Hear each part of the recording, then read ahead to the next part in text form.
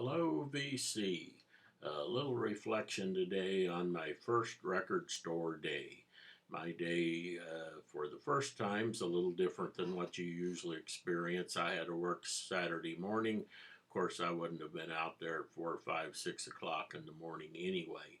Turns out that the store I went to, the largest store in Sacramento, Dimple Records on Arden Way, didn't even open till 10 o'clock, so everybody waiting in line there was probably in the daylight.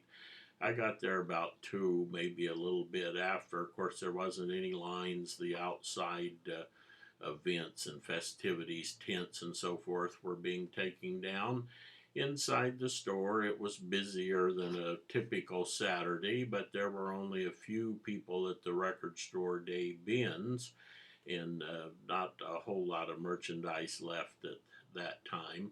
I had a list of 7 or 8 items. Of course, wasn't planning on getting all those, but I thought I'd probably get a couple things. The top item on my list was the Elvis record. Of course, those were long gone, but surprisingly, a lot of the things on my list were still there at 2:30. And so the first thing I got was this.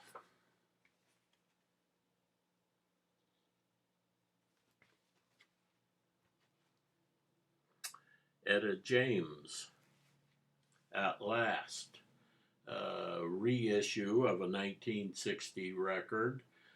This is a good record. Of course, everybody in the world's familiar with this tune.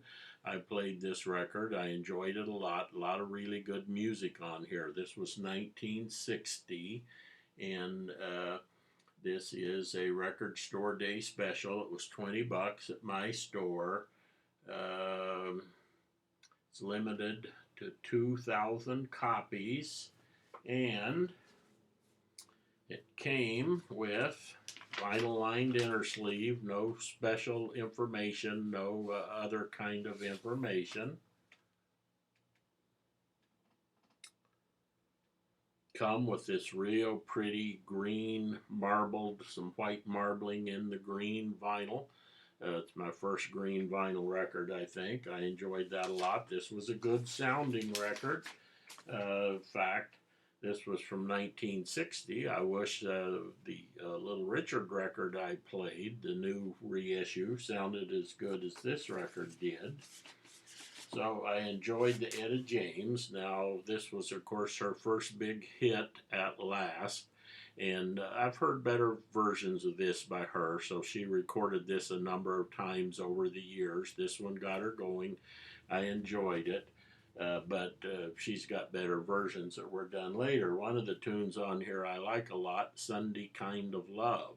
She does a nice version of that. The first version of that I ever heard, probably 25 years ago or so, I got a Reba McEntire CD where she did that tune, not in a country style, but just in a gorgeous style. Probably still my favorite version of that tune. On one of my new records I'll show later with Beth Hart, she also does Sunday Kind of Love, so that's a tune I like, and all 3 versions are completely different and very enjoyable. Second record that was on my list that I got,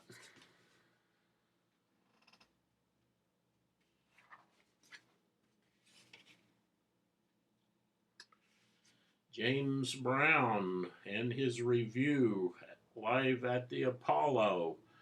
Okay, this record, huge disappointment.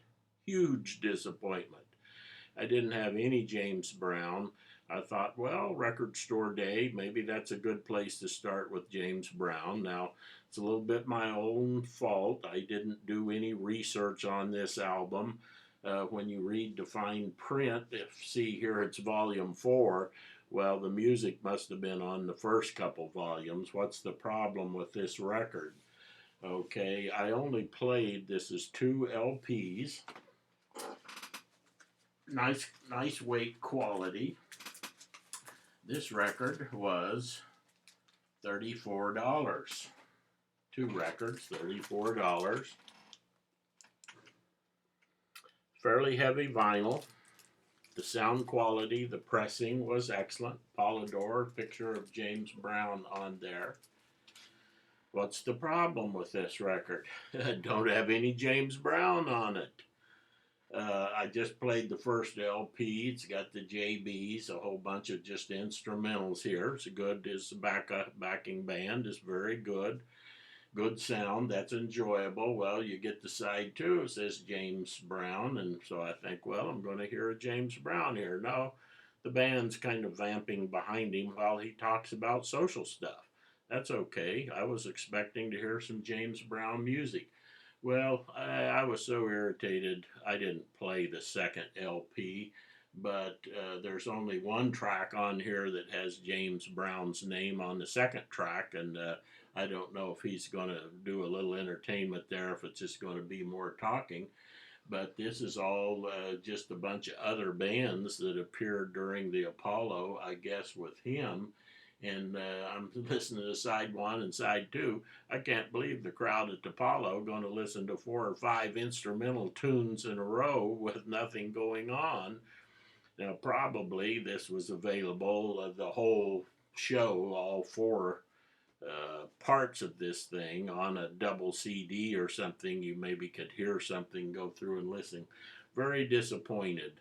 The other aspect about this is that High Rant District on his channel a day or two before Record Store Day, he had a rant about the record companies making a bunch of money and not giving a damn about the music and so forth, and that's exactly what happened here. This is Universal Music. They used to have 40% of the business worldwide. They probably have more now. Record Store Day, $34. No inner sleeve, plain white paper sleeves on the records, no other information, as cheap a production as they could have made. The Etta James at least had some nice colored vinyl and was a limited edition. It was Universal also. So I'm happy with it. But my first Record Store Day was kind of a hit and miss here. And so maybe I don't know enough about this stuff to shop at Record Store Day. But that was my experience. So thank you for watching.